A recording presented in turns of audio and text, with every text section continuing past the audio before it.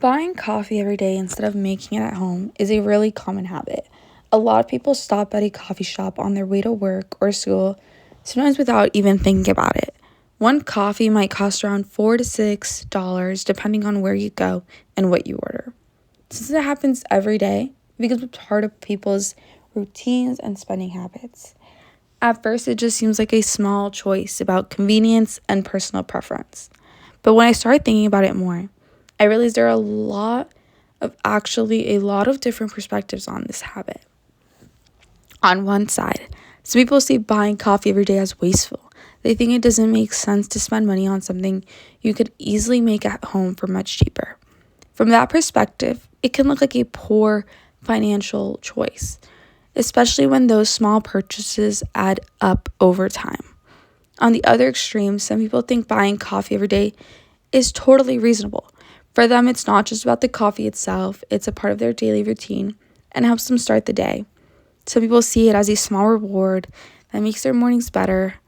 Coffee shops can also be social spaces where people meet friends, study, or work. So in that sense, the purchase is really about the experience, not just the drink. There are also people who directly benefit from this habit. Coffee shops rely on daily customers, and the coffee industry supports many different jobs, like baristas, coffee owners, coffee farmers, and distributors all depend on people continuing to buy coffee regularly. So even though it seems like a small habit, it's actually connected to a much larger economic system. Then there are people in the middle who don't really think about it much at all. For them, buying coffee is just a normal part of everyday life. Some days they buy it, some days they don't, and it's not something they analyze very deeply. Looking at all these perspectives made me realize the issue is connected to something bigger than just coffee.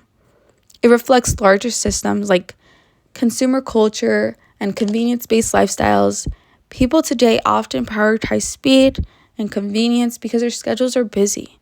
Small daily purchases like coffee become part of that system, and businesses rely on those habits to stay successful. Because of that, there are competing values involved.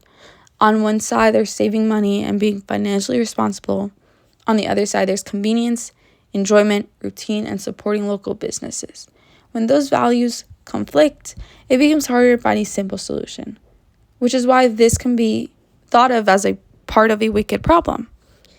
After understanding the complexity of the issue, I thought about a few possible entry points for change.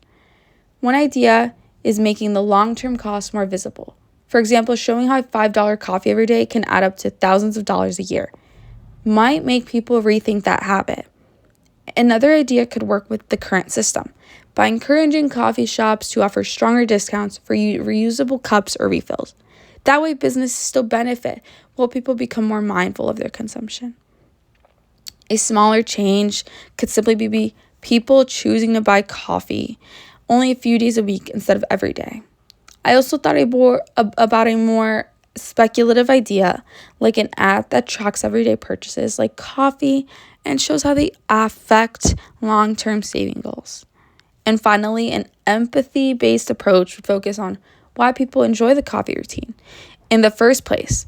Instead of eliminating it completely, this approach could encourage alternatives, like making coffee at home while still creating social coffee moments with friends. For my artifact, I mostly use grayscale to represent the everyday routine of buying coffee. It's something that blends into normal life and often goes unnoticed. I included one moment of color to represent money being spent. The color stands out against the grayscale to highlight the financial impact that might otherwise be invisible. Overall, this project helped me realize that something that initially seems like a simple habit is actually connected to a much larger system involving culture, economics, and everyday behavior.